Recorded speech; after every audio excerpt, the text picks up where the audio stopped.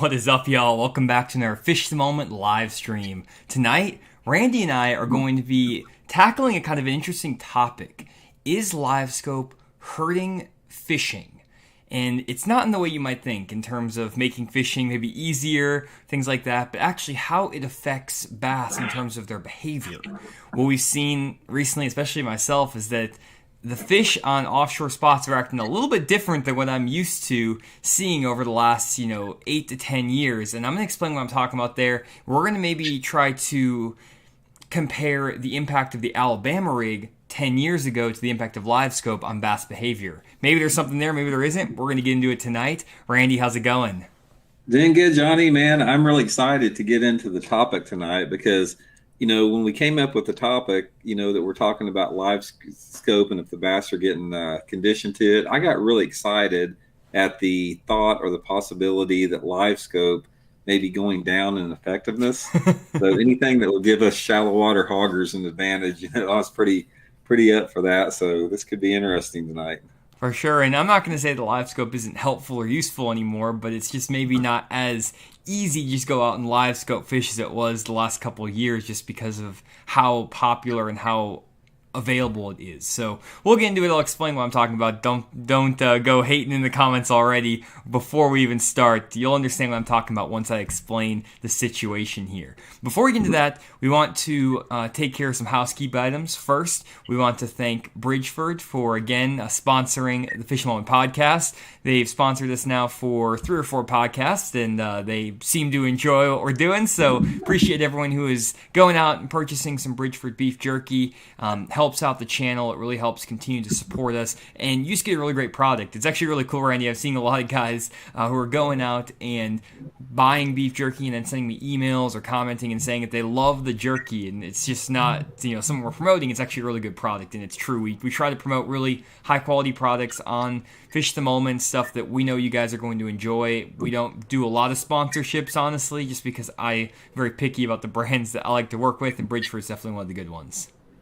Yeah, I've been with Bridgeford since 2012, and this is not like an obvious plug, but I have anyone that I've ever shared it with or has tried it. I've never heard anybody say that it wasn't just absolutely awesome, and that's the only way you can find out is to try. I mean, it's just if you've been through the plant like I have and see the process that they take to make it and the quality of beef that they use to make it with, it's pretty obvious why the stuff's so awesome. For sure. Good deal, and we actually did a giveaway like we do every single week on the Fish the Moment live stream, and the topic or the way you could get into the giveaway last week was to make a comment about what your thoughts were on the Humminbird Mega Live video that I did over on the main Fish the Moment channel. And the winner from that giveaway from last week is Michael Hoots. And I actually see Michael on the stream tonight. I saw a comment here. So Michael, send me an email over at info@fishthemoment.com with your shipping address, and we will get that over to you. Bridgeford will send a case of beef jerky straight to your house, and basically we're just sending out bags of the original beef jerky from Bridgeford, and you'll get a full case of it. We do a giveaway every single week. Shout out to Bridgeford again for doing that and just supporting bass fishing in general. Really great deal. Tonight we're going to do another giveaway, and the way that we want you guys to interact tonight is to leave a comment on the actual video, this live stream video, letting us know what your opinions are about Garmin Livescope. Do you like it? Do you hate it? Do you want it banned? Do you think it should be used by everyone? What are your thoughts on Livescope? We're going to get a ton of great comments about this. We maybe discuss it a little bit on the next live stream as well. If you leave a comment down below, you'll be entered in to win a case of Bridgeford beef jerky. Pretty good deal right there just for leaving a comment. We do that every single week. So again, shout out to Michael Hoots for winning the prize pack. So good deal there. Just send us an email, info@fishmoment.com. Cool. So that is enough for the housekeeping stuff, Randy. Let's jump straight into this whole discussion. And what I really want to talk about first and foremost is why I think Livescope is maybe hurting the fish a little bit, what the challenge is a little bit, because I don't think that a lot of guys are using Livescope enough consistently to maybe see the negative effect it's having on fish populations. So if I pull up sorry guys, got some my family's dogs in the background. They might be barking. We're taking care of them while they're on vacation. But basically, here's a spot that we were fishing last Friday on Table Rock Lake. And I pulled up here while we were doing a shallow versus offshore challenge with Randy. And it's basically just a main lake point with a creek channel that swings by it. A super obvious looking area. And when I pulled up on this spot, you could see fish all over the Livescope. It was super easy to see them. And if you check out our offshore versus shallow challenge video, I'll have the Livescope recordings in there. But for now, just know that they're up on top of this point. And I pulled up there and started throwing a variety of baits at these fish that you could see on the Livescope. You could see 15 to 20 fish grouped up really tight. I was throwing deep diving crankbaits. I threw a shaky head, a football jig, all this stuff. And what I was doing with my Livescope is I was getting my boat within 60 to 70 feet of these fish, where I could actually see them very clearly on the Livescope. But for whatever reason, I could not get a single fish to bite, no matter what baits I threw at them. It really didn't matter. What I then did is I thought, okay, well, if I can't get these fish to bite on a normal bait, or really any bait, there's two things that's happening. One, these fish are getting so pressured on the spot by other fishermen, which there were other fishermen around fishing these areas. It's not like a super hidden area. It's kind of a community hole. If I can't get bit and there's dozens of fish here, there has to be one of two things. Either I still don't have the right bait or I'm approaching this the wrong way. Well, after trying 7 or 8 baits, I knew that wasn't the number of baits I was trying or the type of bait. So what I ended up doing was actually backing my boat up and spot locking for about 10 minutes. And I just sat there and stayed, in one spot with the spot lock on and just didn't really do anything. I just kind of hung out, redid some camera batteries, stuff like that. And then what I did is I cast back up on top of this spot. But instead of casting up there where my boat was close enough to see those fish on the Livescope, let's say when I had 80 or 90 foot range, I got my boat so I was like 120 to 130 feet away from those fish, which is a super, super long distance away from those fish. And when I was fishing in that area, because those fish were so far away from me now, I had to go to a bait that I could cast a mile. And one of the baits I can cast really, really far is a little hair jig. So I just tied on this half-ounce hair jig that I could cast a mile. I knew that the hair jig is good at triggering some of those inactive fish as well. And I had tried the hair jig previously when I was 60 to 70 feet away from those fish, but after moving to about 120 feet away from those fish, not being able to see them on the Livescope and firing that hair jig out there, I was getting bit every single cast. I caught like 15 to 17 fish off the spot, had 14 pounds for my heaviest fish, and just was putting them in the boat non-stop. And I'd fished that spot for 15 minutes prior, never got a bite, and it was because of my proximity to those fish. I was so close to those fish to see them on the Livescope that it messed up those fish in some way. And the reason I feel like this is happening, guys, is because if you look at this point here, a lot of these areas in the past on a point like this, if you just had your standard 2D sonar, down imaging, side imaging, you might have a guy that graphs over this point, sees the point, and maybe sees a couple fish, and then pulls up here and starts randomly fan casting on this area. When they do that, they may randomly catch a fish or two, but they're not really super efficient at how they cover the spot. Now, I see a lot of guys not only graphing these areas, but some guys just pull up to a point like this, drop their Livescope, and just start Livescoping without even graphing. And while I've made videos explaining why that's not efficient, it still works. And you might find those fish, see them on the Livescope, and then start fishing them. And what it does is it allows guys to get on the exact sweet spot where these fish are setting up. They'll set up right on that sweet spot that's maybe the size of the front deck of your boat, and they'll use the Livescope to pinpoint exactly where that sweet spot is. They'll then make cast after cast after cast to that exact spot and catch those fish. Well, I feel like now those fish are getting kind of almost conditioned to those guys hitting that exact sweet spot while having their boat close to those fish, and it's messing up those fish. They're not biting as well just because there's increased pressure and there's increased efficiency from anglers due to Livescope. Therefore, to get those fish to bite, a lot of times you have to get really far away from them, almost like being stealthy or sneaky offshore. And that's not normally something I ever really worried about until really this past year. And I've seen it happen in a couple other lakes I fish as well in this past fall, where if I saw the fish on the Livescope, I couldn't catch them. But if I stayed far enough away from them and didn't use the Livescope, I could actually get those fish to bite. And there were actually times I would turn the Livescope off. And one example of this that was really, really cool was down on Lake 10 Killer last fall. There were some areas where I was catching fish on offshore brush piles off some main lake points and things like that. And if I got within 100 feet of that brush pile with my boat, those fish would not even touch a bait. But if I could cast out there more than 100 feet away without seeing them on Livescope, I would catch a 3 or 4 pounder every single time. So what this is telling me is that a lot of guys are now using Livescope. They're getting more efficient, and these offshore fish are getting conditioned to the fishing pressure. It's not necessarily, I feel like, that they're getting conditioned to Livescope. It's not like the sound of the sonar or anything like that. It's mainly just an element of guys are getting more efficient in hitting those sweet spots, and you have to change up your approach. Stay further away, use a different bait, stuff like that, to really get these fish to bite, even when you know they're there. What are your thoughts there, Randy? Oh man, I've got a lot of different questions and thoughts to both on that. It's really an unusual situation from what you're telling me right there, because like when I fished that Toyota Series tournament at Lake of the Ozarks this past March, one of the guys that did really good the last day of the tournament, he had one of the biggest bags of the day. He was fishing like right where I was, like we were talking to each other, and he was totally live scope. And we were out on the shallow flat, just fan casting. Excuse me. There was a lot of shad in the area, a lot of stumps, and he was casting his Alabama rig like 20 foot in front of the boat, and he was like literally, you could almost flip to how far he was casting up in front of the boat, and he was catching them. So, do the fish have a different personality under different conditions, different seasons, depending upon how it's set up? And then it gets in the whole topic, the larger picture about how quickly bass evolve to escape being caught, or to just to survive in general. Because I look back, like, let's go for the Alabama rig, for example. I remember the first time that I took an Alabama rig up at Stockton Lake, when it pretty much first came out.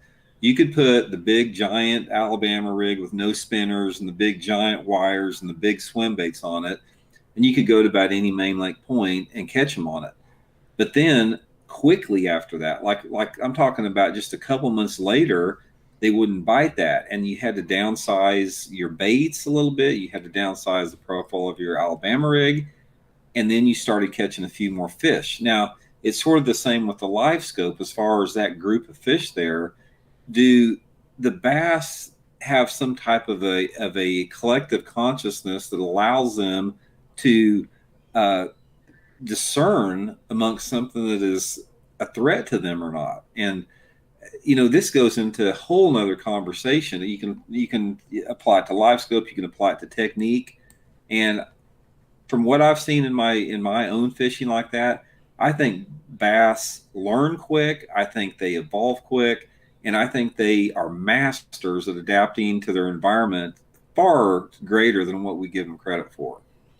For sure. And I'll kind of address some of those things here, Randy. There's also a bunch of comments. By the way, forgot to give a shout out to everyone. Thanks, Robert, for the. We got too excited jumping in the topic. Want to give a shout out to everyone on the live stream here. Got Ryan, Chad, Robert, Timo, Michael, Ernest, John, Bill, Steve, Tim, ton of other guys. Andrew, how's it all going, guys? Sorry if I didn't give a shout out there to everyone. But a couple of things I did want to address really quick. I'm just seeing some comments too, Randy. I want to take all these kind of questions and concerns, and then we'll kind of knock them out one at a time, because there's a lot that goes on here.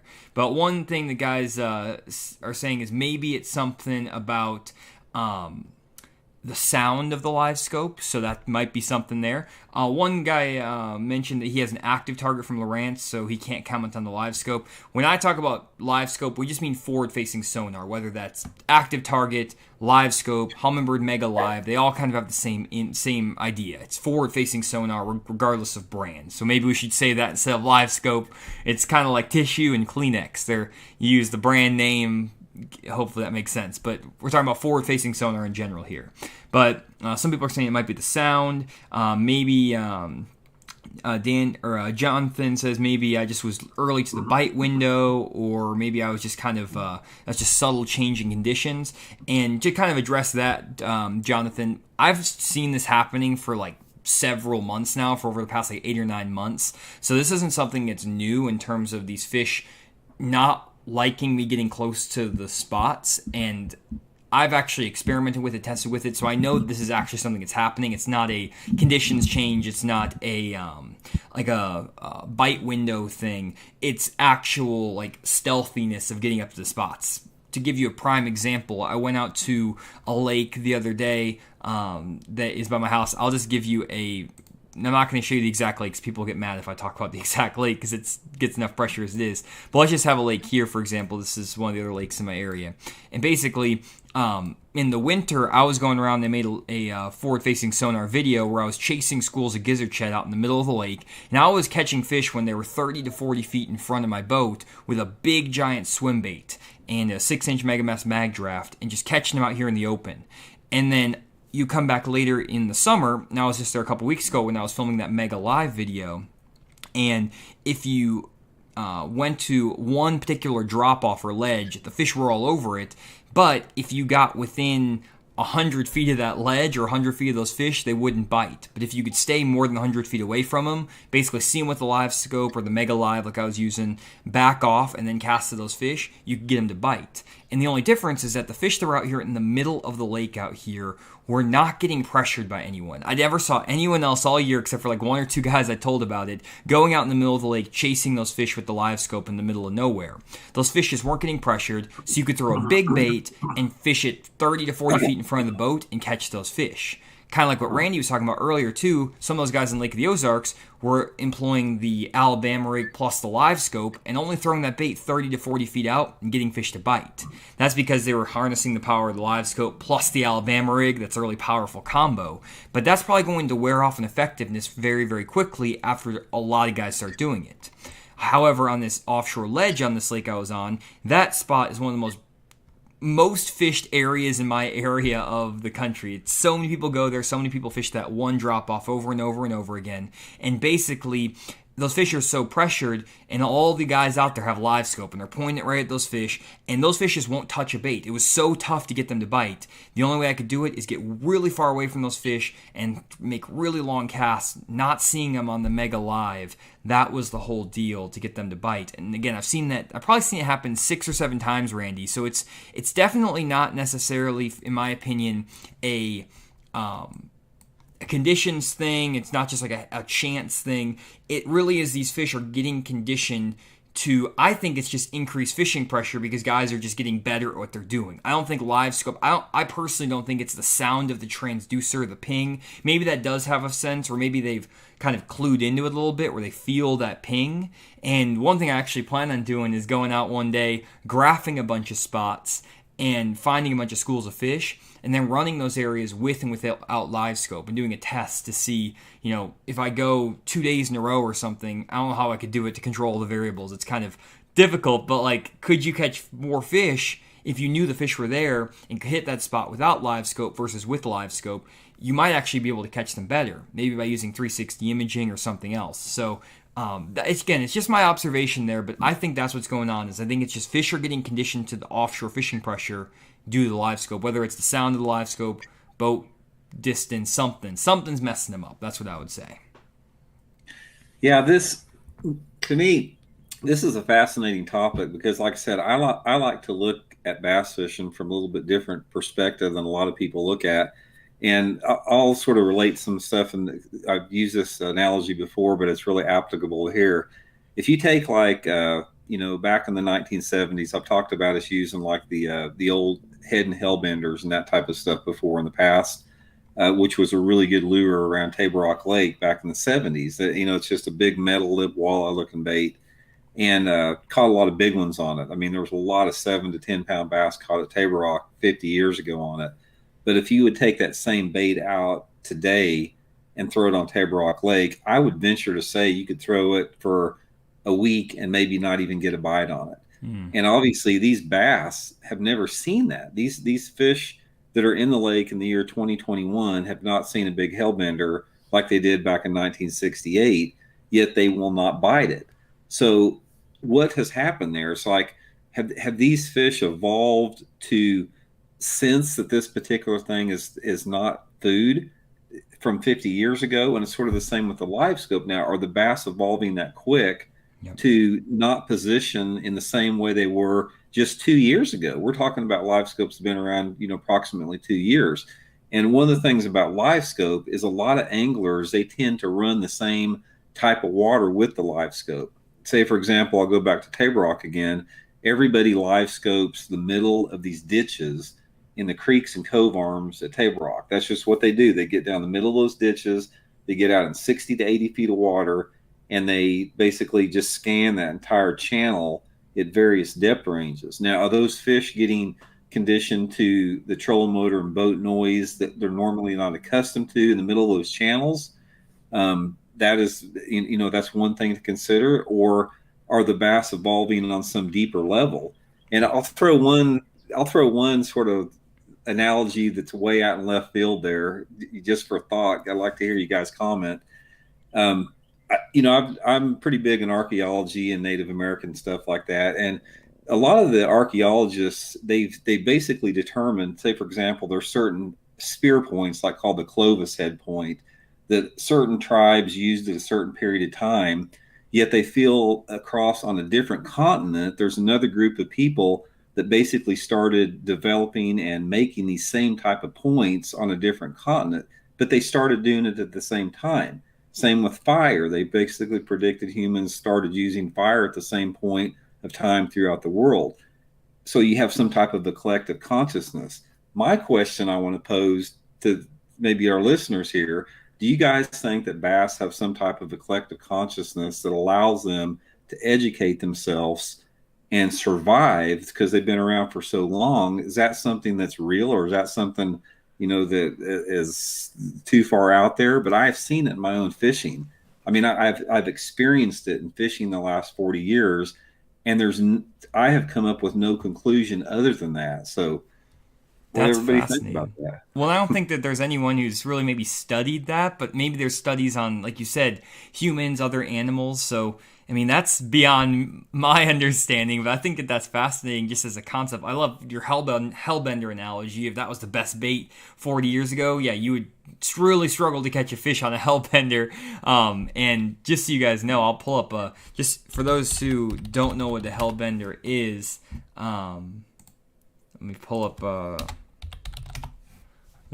an example here, just so you guys know what Randy's talking about with this Hellbender. Here's the Hellbender that Randy's talking about, this giant metal-lipped bait. I mean, it's really aggressive. It's large, it's 5 inches long, it's heavy, it's definitely not subtle. And a couple of really interesting comments I see here that I kind of wanted to point out. One is from Ira, and he says,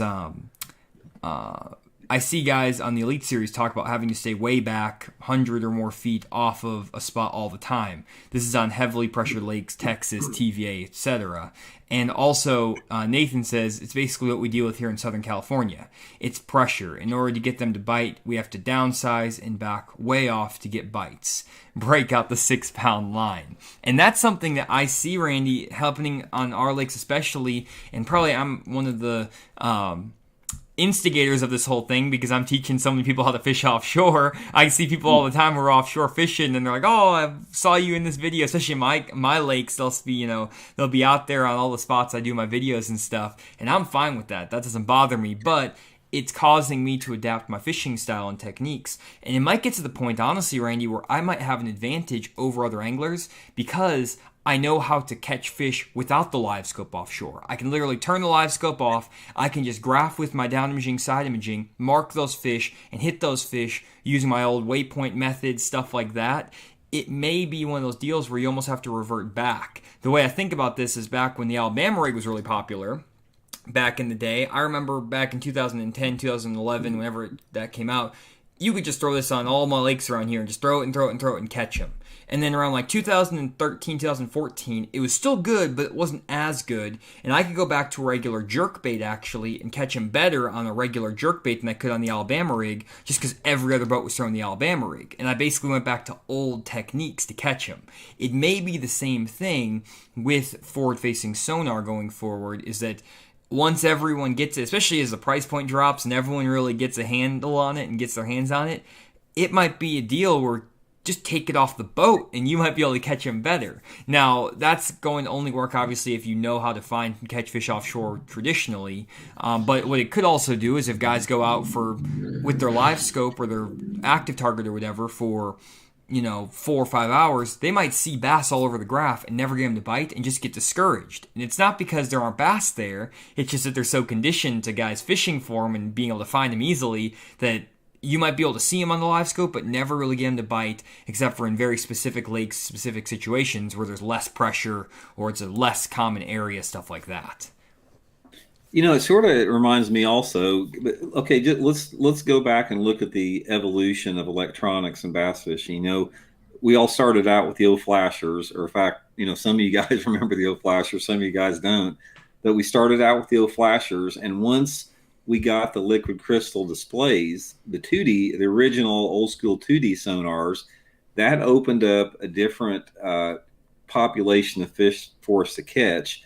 And then we evolved to the side imaging technology. The 2D sonar got a little bit more advanced, side imaging, down imaging. And what happened, every step along the way when that technology evolved, it allowed us to put more and more pressure on those fish that normally did not get any pressure. Because, take, for example, a main lake point. Back when we were using flashers, we couldn't really detect suspended fish out on the end of a main lake point. I know, Johnny, you're an expert at getting out on those super deep points like at Table Rock Lake, and you can down scan and side image those suspended bass that are in the little wolf packs on the end of those points. And I know you've even made a comment before how sometimes those can be finicky. But back 40 years ago, when we just had flashers, those fish were totally untapped. People didn't know what they were looking at if they looked at a wolf pack of 5 or 6 bass suspended 30 foot down over 60 foot of water. Those were completely untapped fish. And now, you've got every guide on Table Rock Lake or wherever across the country that specifically target those fish with that technology. So it's almost like that every type of area that you catch fish on is constantly changing with the advancement of the technology. And the fish, they either move and reposition, or like you said, they get a little bit more finicky, a little bit more wary to catch. So I think that the path we're on with this right now, I think that bass are going to continue to get smarter. They're going to continue to evolve. And as long as we keep ahead of them with evolving bait and lure technologies, that's the only way that we're going to maintain our fishing. Because if we don't do that, it'd be like you tying on a black jig with the number one pork frog and trying to compete flipping behind somebody that's got a brush hog or a beaver on it. You're just not going to get that many bites. For sure. And, there's some really, really good comments coming in, guys.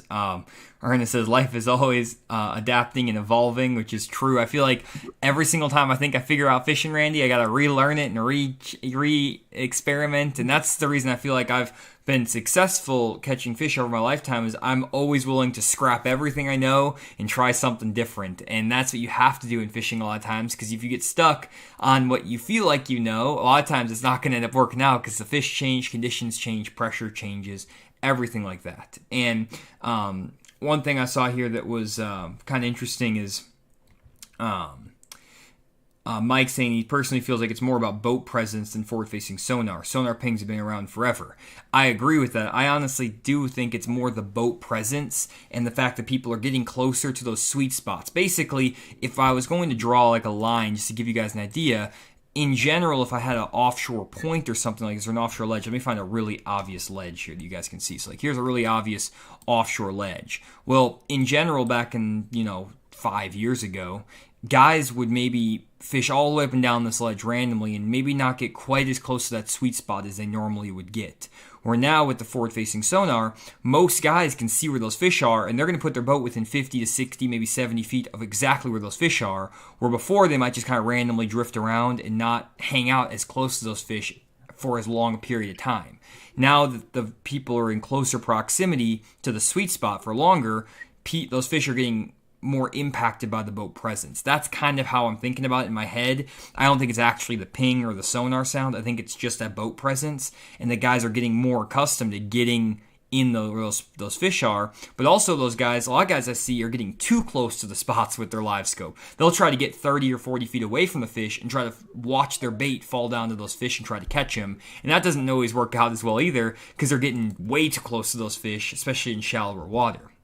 Another comment I thought was pretty interesting is from Michael, do you feel like the water clarity affects the fish's pressure reaction on offshore spots? I've found that it doesn't really matter, honestly, that much if you're in really shallow water, really deep water, really dirty water, really clear water. I find that the fish are affected by pressure equally in those situations, though you can get a little bit closer to those fish I see in that little bit dirtier water. So it's slight. It's not like crazy, but I do see maybe you can get a little bit closer in dirty water, but still there's the sound of the trolling motor. There's just the wake of the boat hitting the top of the water. They can kind of sense that stuff, not just from line of sight, but they can feel the vibrations and everything of the trolling motor going, of all that stuff with their lateral line. Another thing I've found, Randy, is I actually catch more fish when I don't spot lock. So I actually sometimes will turn the spot lock off so my engine isn't going all the time. If I don't need the spot lock, I won't. I will just leave spot lock off so that trolling motor isn't going as often, which helps me catch more fish as well. So there's a lot of stuff that can go into this, and this is really... This is really interesting because it gets into a lot of the science of fishing, and this is more the abstract element. I know you love this, Randy, and I'm big on this too because it's something that I feel like a lot of guys just don't think about that much, and it's very complicated. But if this is the type of stuff you really need to get to geek out about if you want to be a really, really effective fisherman. Yeah, I think a lot of people when you talk about some of the abstract parts of fishing, because I know. Like on my YouTube channel, anytime I go off into the abstract, people just aren't interested in that because people want to be able to put bass fishing in this nice little box that they can control and identify, and that's just not the case of it a lot of times. I mean, there's so much mystery behind this that I don't even think we've tapped the surface on understanding bass behavior. But back to your point about the awareness of the boats being on the water. I don't think you can really underestimate trolling motor noise on whether it be live scope fish or shallow fish or whatever, because, these bass, when you got to, consider ever since a bass is hatched out and from the time that they're a little bitty fry, trolling motor noises are just as much a part of their environment as a cold front that comes through or a flood or low water conditions. It's part of their environment. They don't know any different. I mean, they as far as they know, a trolling motor noise is part of the natural world. So ever since they're a little fry, they've evolved to be able to pick up on increased frequency of trolling motor noises, the pitch of it, just the overall sound underneath the water. And I think that they have just evolved, and they evolved from the time that they're a little bitty fry, and they get better and better and better at it as they get bigger and bigger. And when they sense a trolling motor, and they sense a multitude of trolling motors, I think it completely affects their behavior. I mean, I really do. I think a trolling motor noise, doesn't matter what trolling motor you have, the sound is amplified tremendously underneath the water. And, whether it be, like I said, if you're tying it into live scope, offshore fishing, or shallow, I think that has a huge impact on the mood of the bass and their willingness to bite and just feed in general. For sure, 100% agree. Both offshore and shallow. One question we got here from Jim. He one comment. He says, "I think we're overthinking this. I own a live scope. If bass could become educated, we would no longer catch a bass on a plastic worm." And I definitely see where Jim's coming from on this, in the sense that maybe we're overthinking a little bit. But you have to think, Jim, about the perspective that Randy and I are taking. We're not talking about going out and catching 1 or 2 fish. We're trying to talk about the difference between catching 5 fish and catching 15 fish due to fishing pressure. For example, if you go out on Table Rock Lake, where you have 75 to 80 anglers fishing every 3 miles on the lake on a Saturday. I mean, there's ridiculous number of boats. There's thousands of boats fishing almost every single weekend on Table Rock Lake.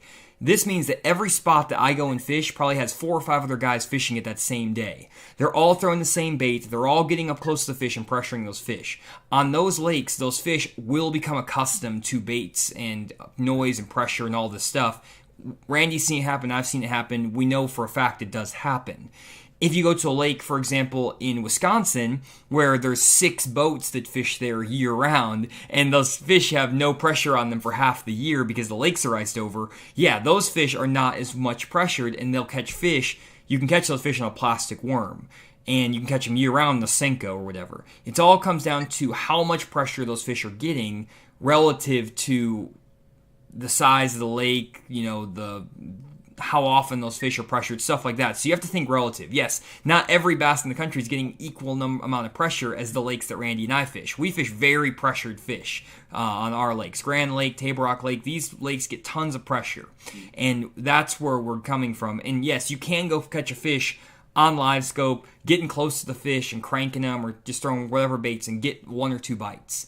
But like on Table Rock, I tried that. I maybe would get 1 or 2 bites or 3 bites all day if I got within 70, 80 feet of those fish, saw them on the Livescope, and casted with a normal bait, a football jig, a crankbait. But then when I would back off from those fish to 120 feet, throw a hair jig that's not as common of a bait, I was catching 15 to 20 fish off that spot. So I was catching 5 times more fish. It's not that all the fish are educated or that you can't catch fish and everything. It's more of a perspective, if that makes sense. Or it's that the scale of it. And I see, Jim, you said, I'm more concerned with the tremendous influx of boat traffic. I think with COVID, everyone bought 2 boats. That's the deal. That's what we're talking about, Jim. It's just the boat traffic, boat pressure. That's the stuff that gets on. And some lakes just are affected more than others. So that's the deal. And James says, I'm moving to Wisconsin. If that's true, that is true. Move to Wisconsin, James. If there's a million lakes over there and half of them get no pressure. It's great. From fishermen. Really quick here, Randy, before we keep jumping in, I do want to do a couple housekeeping items. First, guys, if you guys are interested in fishing up in Wisconsin or any of those lakes up there up north, we're actually doing an upcoming seminar on our website, fishthemoment.com. If you go to our virtual seminars page, you'll see an upcoming live seminar about natural lakes. Randy and I are going to be talking about northern natural lakes. These are like those big bowls with no contour line changes, no creek channels, no ledges, stuff like that. These flat lakes with a bunch of grass in them or just like rock piles. Think about your Great Lakes, your Wisconsin lakes, Minnesota, Ohio, Pennsylvania, New York, Massachusetts, those places where you have natural lakes. That's what we're going to be talking about in the seminar. Randy's going to be covering all the smallmouth fishing, bass behavior on these natural lakes for smallmouth, and I'm going to be talking about largemouth behavior. I grew up in Wisconsin. That's where I fished for half my life, so I have a really good understanding of how those offshore largemouth and shallow largemouth act year-round. And Randy's spent 30 years on the tour going up north fishing for smallmouth on all of the great smallmouth lakes up there. So we're going to give you great perspective on those natural lakes. Most of our seminars are focused on man-made southern reservoirs with shad. This is going to be the seminar for you if you don't have lakes like that and you want some of this natural lake stuff. Check it out. Also, be sure to sign up so that we can do more content like this. We normally don't do that many natural lake seminars or videos just because we don't have very many people who are up in the north that need that content. Most of our audience is down south. But if you guys fill up the seminar, then we can definitely do more content like that because it makes us know that you guys, or lets us know that you guys want that content and it's worth producing. So the better feedback we get in the seminar, the more natural lakes content we can put out, because Randy and I have a ton of stuff to share on that. And if you do want some other seminars that aren't on natural lakes, we have recordings from a bunch of other seminars on man-made lakes, reservoirs, stuff like that, including advanced electronics, how weather affects bass, offshore bass fishing secrets, seasonal bass movement, suspended bass offshore, a bunch of other great seminars to check out. So definitely check those out on fishthemoment.com. And as always, check out some of our lake breakdowns as well, both shallow and offshore, if you guys want some waypoints on your lakes to get you started in the right direction. 40 GPS waypoints picked out by me or Randy on lakes all across the country, broken up by season. Good deal. One other thing to call out really quick before we jump back into it. I try to get through these ad reads as quick as possible, but you guys know we got to pay the bills. Last thing to call out is that we have our giveaway for our case of Bridgeford beef jerky. So if you guys want a chance to win a full case of Bridgeford beef jerky shipped straight to your house, all you have to do is go down, leave a comment down below, and let us know what your opinions are about Livescope. Maybe your opinions about fishing pressure and stuff like that, like we talked about in this live stream. Whether you just hate Livescope and think it's the worst thing ever, whatever it is, leave a comment down below letting us know what you think, and you'll be entered in to win a case of Bridgeford beef jerky. And Michael Hoots, make sure you leave a comment or send us an email at info@fishthemoment. You were the winner from last week for the giveaway. So Michael Hoots, make sure to send us an email, info@fishthemoment, and we'll get a case of beef jerky headed your way. Looks like we got someone in the stream who got his case, Brian, from a couple weeks ago. So his case got in. That's good. Glad they're shipping them. Bridgeford ships it out, not me, so glad that got over there to you. And huge shout out to Bridgeford for supporting the podcast and just supporting bass fishing. So all that's out of the way now, let's jump back into it. So actually, Randy, to jump back into it, what I want to do is actually go through Michael's comments about Livescope, because I actually really like this comment, and I wanted to save it to the second half because it's pretty interesting. And it was about my video on the Mega Live. I did a video last week doing a sneak peek of the Humminbird Mega Live, and I wanted to kind of just go through what his opinion was. It's kind of a long comment, so I'm going to read it out because it's really interesting. He basically said that my opinion is that the Mega Live technology is still too early. Once the final version comes, we can choose which brand we want. But he says, here's what no one is talking about. The fact that someone who is advanced at using forward-facing sonar can catch bass no matter what brand they're using. He says, I have the knowledge to read and understand Livescope, Active Target, or Mega Live. You have to know how to process the information. The fact is that the image, what the image looked like doesn't matter if someone cannot process the information the units are giving. People forget that the human brain is what separates a good fisherman from just an okay fisherman. Basically, his whole idea here is that it doesn't matter if the image quality is absolutely perfect or the best between Mega Live, Active Target, and Livescope. If you can interpret the image, you can tell what a brush pile is, what a fish is.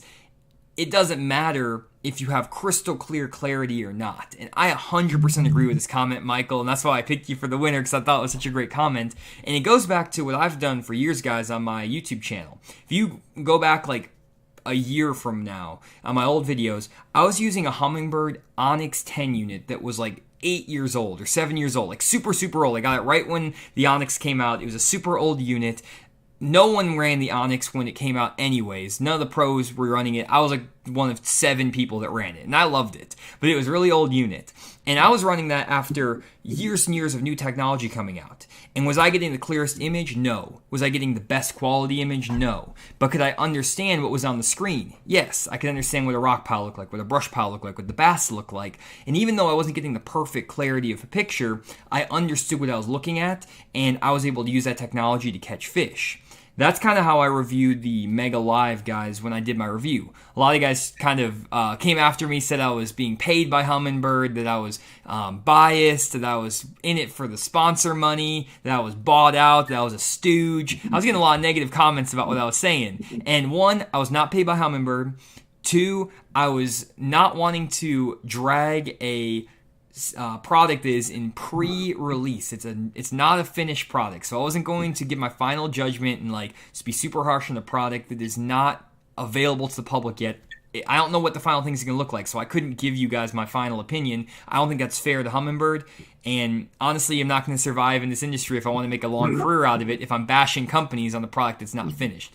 People are saying I'm not very smart as a businessman because I'm, selling out or whatever. Well, it's also not being very smart as a businessman if you bash companies for a pre-release product. You're not going to survive. Fishing industry is really small. So just saying that. And 3rd, I didn't think that Mega Live was that bad. I really thought that it was fine because I could interpret the image on the screen.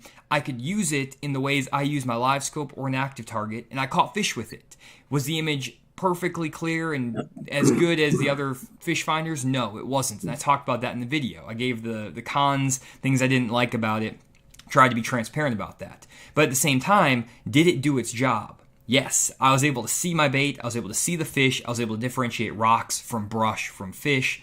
It worked, and I caught several 3 to 5 pound bass using the Mega Live. And that's the thing, guys, is that yes, there's one piece of technology that might be better, maybe in quality and stuff, and image quality, but Mega Live still works. And if they fix some of the issues and things like that, it's going to get better. But at the end of the day, it's not like it's this piece of crap product that doesn't do the job. It does everything it needs to be done. That's why that's the thing that I guess I see out of this, guys, is that it doesn't matter, like, to me, if I can see every leaf on a brush pile. If I know a brush pile's there and I can see the bass and I can see the size of the bass, that's all that really matters to help me catch fish. So that's my opinion on it, Randy. That's my kind of rant, and I'm kind of defending myself a little bit. I'm getting a little bit defensive, but apologize for that. But I just wanted to put that out there. And what are your thoughts there, Randy? Well, you don't have to apologize. I'll tell you one thing, guys. You know, we consider everybody that watches these live podcasts. You guys are sort of our family because you guys are, sort of our base. You know, you're just fans of what we're doing, which we much appreciate. But guys, you cannot believe the trolls that Jonny and I have to deal with. As far as it doesn't matter what we talk about, what we put out, we get some hate mail, man. We get some hate comments that it's just unbelievable, man. So we appreciate the kindness, the kind words from you guys. But I'll say one thing about that: the whole the stuff we're just talking about with the live. I think so much of it has to do with people. I think most people that have that technology do not know how to properly set it. And Jonny's talked about this a lot. There's an art form as far as learning how to set your units up, depending upon what you want to achieve with it. And a lot of it has to do with the water depth that you're fishing and a lot of different variables. And if somebody feels that one particular brand is not quite as effective as the other, I mean, I think a lot of it has to do with a lot of people simply don't know how to maximize the efficiency of that unit through setting it up. And I know Jonny's got a lot of different videos out on that. So if you guys have some issues with that, may check some of that stuff out. For sure. And it's one of those things that I feel like from my personal experience, the reason that guys go and buy fish finders is they want an easy fix to try to make them better fishermen. They want a live scope so they can see the fish and they can catch them easier. They want to buy a side imaging unit so they can buy a fish finder and it will show them exactly where the fish are and you can catch fish. I made a video, Randy, a few months ago, and there's a lot of people watched it, and 30,000 people watched it, but not enough of them. Or I actually did some analytics on my how long it took me to find a fish on a new lake offshore using my fish finders. And I tallied up like 100 fishing trips I took to new lakes where I'd never fished before, where I was going blind. And it took me on average 3 hours to find and catch my first offshore bass. And within that time, I was spending 2 hours and 15 minutes just driving and graphing. Driving the boat. Literally 2 hours, 15 minutes driving the boat, 45 minutes fishing. Most anglers will not graph for more than 30 minutes before they start fishing and give up fishing offshore. They'll buy this $3,000 fish finder or multiple fish finders, graph for 30 minutes, say, man, I'm really bored. I'm just going to go up to the bank and throw a buzzbait. And then they say, man, these fish finders suck. I can't do anything with them. They don't work. Well, you're not going to learn how to use any new piece of technology if you spend 30 minutes with it one time a month. It's just not going to happen. If you want to become good at offshore fishing, good with that technology, you have to put the time in. I put probably over 1,000 hours or more, maybe 2,000 hours behind a fish finder just graphing to learn and understand what I'm doing to get really good with it. Most guys aren't going to spend more than 100 hours in their lifetime with their fish finder. So you can't expect to get the same results that I do with my fish finder because I just put more time into it. I put more effort into it. And it's all about learning what you have. I can catch more fish offshore with a $89 Lowrance hook unit that you can get at Walmart off the peg than most guys can with the Lowrance HDS 12 mega imaging active target, whatever you want. Throw it on your boat, doesn't matter. Because I know how to get the most out of that little fish finder just with, if it has down imaging 2D sonar, and that's it. No mapping, nothing. I can go figure it out. I can go find those fish. And that's just the way it is because I just know what I'm looking for. And I just think that a lot of guys buy the technology, they want it to be a quick fix, then they blame it for their lack of success because they don't put time into it. And I've talked about this before over and over and over, and that's never going to change. It's just the way people are. It's the way it is, but that's at least my rant on that too. Yeah, I think we'll get back, talking about the technology here and about people not wanting to learn it. I think a lot of it is a generational thing because I'll take, for example, my dad. My dad, you guys have followed me. He's been sick the last month. He's in rehab right now. But anyway, he's 86 years old and he's had the same little flip phone for ever since they came out, 20 years, he's had this flip phone. And last week it became obsolete. It didn't even work anymore. So they sent me and my sister another little flip phone that just like a little bit of upgrade to give to him because the other one wasn't working. And and it was basically the same thing, except it required like one more step to do. He couldn't figure it out. It's like he could not wrap his mind around that technology that he had to do one more step. And I think that that is exactly the way it is with Livescope and a lot of technology. If you look at the guys that are like over 50 years old, and I'm not, if you guys over 50 dudes out there that are Livescope experts, I'm not trying to slam you here, but if you look at the guys that are over 50 years old, like myself, there is simply something within the way their brains wired and how we were educated, and the fact that we didn't have that technology like Jonny did when he was young coming up, that we just can't get it. It's sort of like it's something that is difficult for us. And when you have something that's difficult for you to learn, that doesn't encourage you to want to stay with it and keep at it. Because I know, like for my stepson Owen, who's 12 years old, he eats up anything that has to do with electronic technology. I mean, he wants to learn it, he absorbs it. But if you bring that same stuff to me, it's like, I'm like, oh man, are you kidding me? I don't want to have to figure this out. So when you're talking about Livescope and all the new stuff like that, I think it's directly related to the generation that you're in. And it's the same deal. When Jonny gets to be an old dude like me, in many, many years from now, he's probably going to be talking about the same way about the young whippersnappers that are 25 years old when he's in his 60s, about not getting that same technology. I'm guessing, maybe not. I don't No, know. I'll be there. I'll be like, guys, I still got my Humminbird Livescope. It is 60 years old, 50-year-old technology. This was the pinnacle of bass fishing, and they're going to have 3D scans that tell you the exact position where the fish are. You put your goggles on, and you can see the fish in the water. That's where fishing is going to go. You're going to be able to watch the fish and track them with your eyes and cast right to them. It'll turn into who's the best caster versus who's the best whatever. It'll happen one day. I know. I have it almost guaranteed. And then you're gonna get social media comments that say, Jonny, you're a dinosaur. If you don't keep up with new technology, you're gonna get left behind. Yeah, Same it's like stuff I get. Livescope. It looks like people are freaking out now. It's like I remember when Livescope was like destroying fishing, and now we have this, this deal with the glasses and everything. So that is pretty, that is pretty funny. By the way, happy birthday to Bill. Turned 50 yesterday, so Randy, all downhill from there on the technology front. But hey, pick up that flipping stick, pick up a jig, go to the bank. It still works. Randy did pretty well in our challenge video with that shell versus offshore. It wasn't hurting him to not be offshore, and I was struggling a little bit. Still caught him pretty well. Randy caught him pretty well, but it should be pretty good to check it out. So, that's the thing, guys. I really feel like with this forward facing sonar technology is that if you think about it as if it's this cure-all tool, it's not going to really make you that much better of a fisherman, because you're going to rely too heavily on it, and you're not going to think about everything else that's going on around you. And Randy, we've talked about this with a lot of guys saying that they take out their high school kids or kids that are younger than that, and they just want to stare at that live scope, see the fish, and cast at them. And when it works, it's great. But it's only going to take you so far, especially as the live scope and the boating pressure and all that stuff gets a little bit more heavy.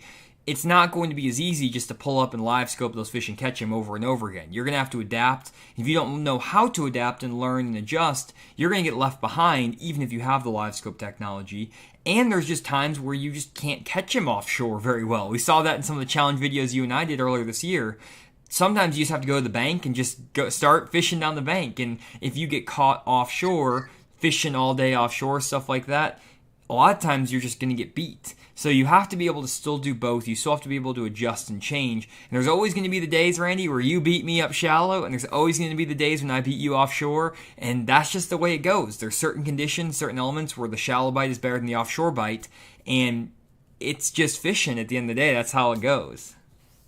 Well, I think with the Livescope technology, it's going to be, I think a lot of the success with Livescope, as far as if you target those particular fish that you see with Livescope, a lot of it, as far as moving down the future with it, it's going to be, you're going to have to basically adjust your techniques as far as your presentation and lure techniques. Because I learned a lot I had, about 20 years ago, I had a 40-acre lake up north of Joplin, about 30 miles. And I had drained this lake to do some work on it. I left like an acre of water in it, when I was working on the lake, and then filled it back up. And once it filled back up and got full, Brent came down and we went out and we fished around the lake for the first time that it had been filled up in 2 years. And the first pass around the lake, we probably caught 28 to 30 pounds of fish for our best five on just throwing spinner baits up to the bank around lay down wood and stuff like that. Then you noticed, and I got to notice this because I lived on the lake and I could study this little microcosm, real intimately. Every single week, the fishing got a little tougher, the fish got a little bit more conditioned, and you had to constantly adjust. You had to adjust your lures, your colors, your profiles, your presentations just to get bit. And it's not like when that lake first filled up and you could just throw a spinnerbait and catch 30-pound bag of fish.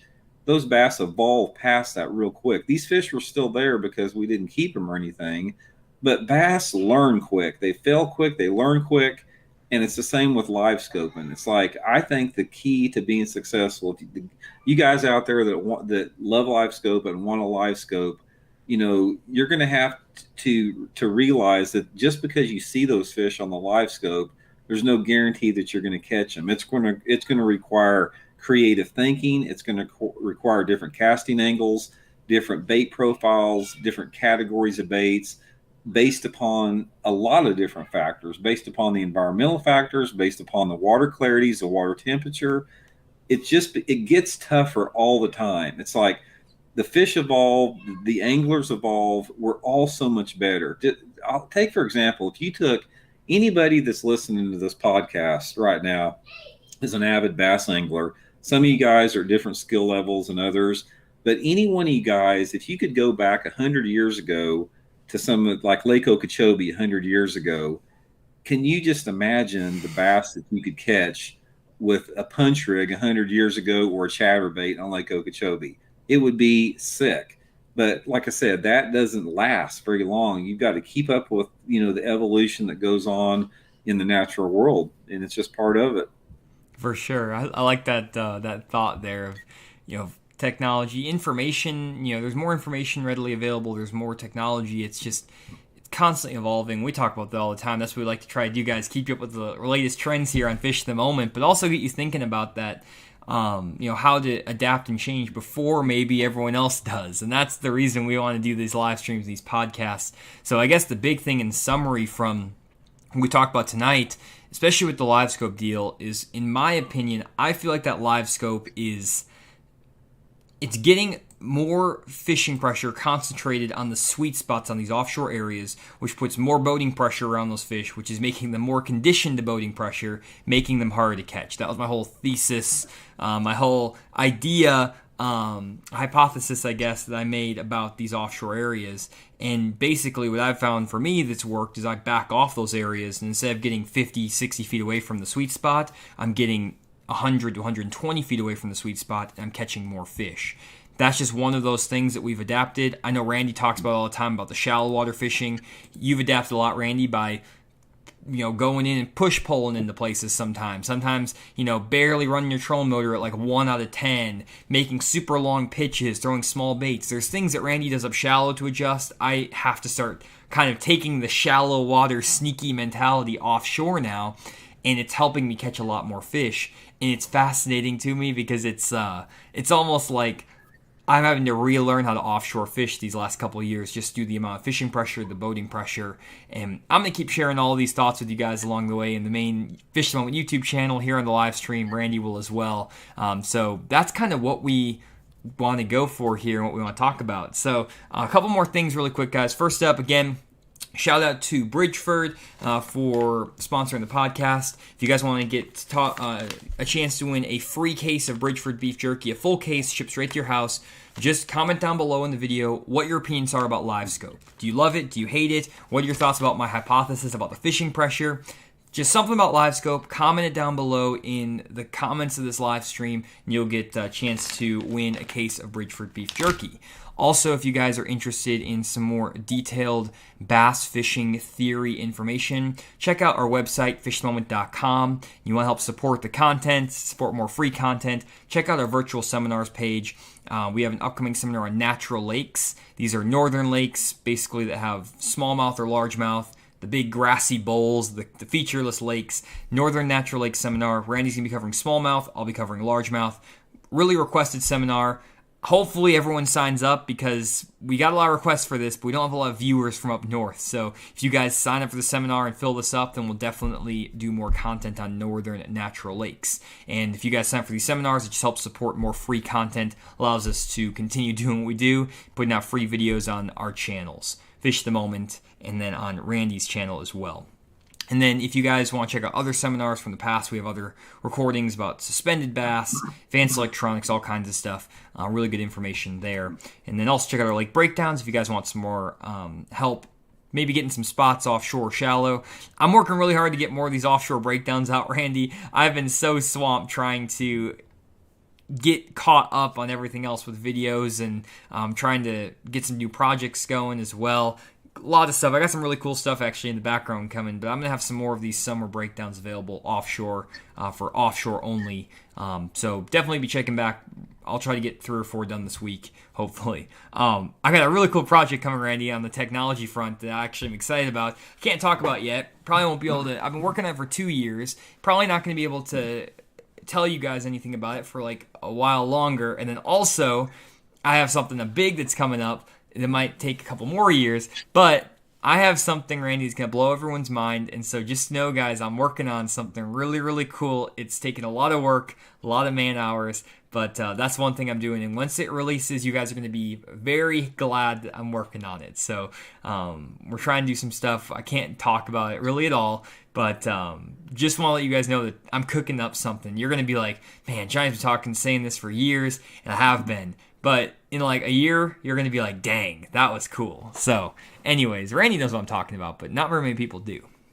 So just a heads up there that that's something we're doing. Randy, you're crushing it. You still do some on-the-water lessons too as well, Randy, right? You do some, if people send you an email? They can just go to my Facebook page, Randy Block Professional Angler, for info on that. Awesome. And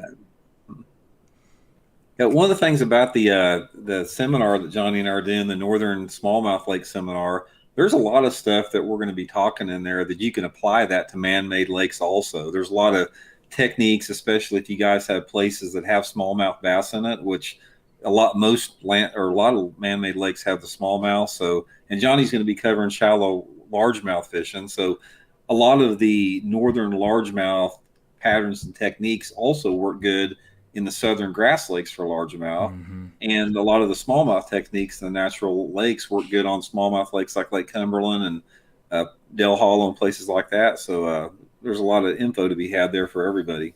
For sure. One comment we got here that was pretty funny from Aaron. He says, Johnny's AquaView forward-facing unit. The AquaView, that's something that a lot of guys were using over in New York as well, Randy. In the combination, they were doing the Flogger plus the AquaView, which is just an underwater camera. I feel like the underwater camera is pushing it just a tiny bit. I see why guys might use it to understand what the fish look like and stuff like that, but the AquaView is kind of an interesting concept, of, especially even in practice. That seems a little bit... I don't know. I guess if you're using sonar, you can identify the fish anyways. But like, I don't know, dropping an actual camera down, that to me, it takes all of the mystery out of it, and I just feel like that's too much for me. Well, I know you would think that's way too far, but like, that's too far for me even. I don't want to put an AquaView on my boat because that would just take the fun out of fishing for me personally. I was thinking that those things were not legal in some tournaments years ago because they've been around forever. I mean, those AquaView cameras have been around for, I think, over 20 years. And I can't believe that they're illegal because that is, it's not really fishing at that point. It's just catching, it's not fishing anymore. Yeah, for sure. And Darren says, damn it, Johnny, I'll be dead by the time you tell us. And Live in Missouri Outdoors says, what a tease. Guys, I wish I could talk about it. I really could, but I really can't. I can't talk about it, but I just want you guys to know that I'm not just making YouTube videos and doing stuff on the website. I'm working on some other stuff, and I'm doing it for you guys. I'm doing it for you. I promise. Like, when you see what I'm doing, you're going to be like, dang, this is like, it's going to be a game changer. But it's a lot of preparation. It takes a lot of time. Like, it takes up probably, one day of my week every week. So, appreciate all the support. Obviously, we want to provide as much free content as possible. That's still my goal. and I try as hard as I can to, I spend 2 of my days editing, basically 3 days almost editing YouTube videos, one day fishing, and then one day working on other projects. That's like my whole week right there. Sometimes working weekends, and I know Randy's doing the same thing, knocking out videos early and late with kids and everything. So we try to get out as much as we can for you guys, and we appreciate all the support for all the Patreon members out there, all of our people who support us on the website, all that stuff. We could not do without them, and also a huge shout out to our sponsor Bridgeford down here for helping us out as well. Couldn't do it without all of your support. So really appreciate all of that. Anything else there, Randy? I just wanted to address one quick question by the Living Missouri Outdoors. He had a good question about, do you think that bass will start feeding at night more? I think that this is just a general fishing question. I think most of the feeding by bass, I think they feed at night most all the time. I think that bass are opportunistic feeders, and I think if they have the opportunity during the daytime, they will feed. But I think the active feeding periods for bass are mainly at night. And a lot of times when you catch a bass during the daytime, they're not biting that lure because they're hungry. They're biting it out of curiosity or reflex or competition or some other factor other than being hungry. So, yeah, I think that most of the fish feed at night all the time. Yeah, I see a ton of smallmouth on Table Rock Lake. I know in the summer they feed at night a lot, and you can catch a lot of good fish at night. And then Ken over here, Randy, I don't know if you saw this comment. He wants you to be his fishing coach. I know you would definitely be interested in that. So Ken, send Randy a message over on his Randy Blockett Intuitive Angling YouTube, Intuitive Angling with Randy Blockett YouTube channel. Send him a message over there, or send him a message on Facebook, Instagram, and we've done like virtual things. We could figure it out for you, Ken. If you want Randy to be your fishing coach, we'll find some low tech solution that's not too complicated. Yeah. We'll get it going. Good deal. So, that is pretty much it there, Randy. We kind of covered a bunch of ground there with the live scope with stuff. I think we gave some pretty good insights tonight. Next week, guys, I don't know what we're going to talk about. We're going to talk about something interesting, hopefully. And Randy and I are going to continue going out and doing more challenge videos. We'll probably talk about how we did in our challenges. I think we're going next Monday somewhere to do something. I don't know what we're going to do. It'll be a shallow versus offshore battle somewhere. So we'll talk about that and share any insights we find. That's the nice thing about Fish at the Moment is we give you like literally up-to-date info as we figure it out and as we learn it. And we don't really, know what we're going to talk about until the day before. We're like, oh, we need to talk about this because that was cool. We just learned this. That's what we like to do with the live stream. So definitely interested to see what we're going to talk about next week. And hopefully you guys will tune in next Tuesday, 7 p.m. Central Standard Time. So Randy, anything else before we sign off?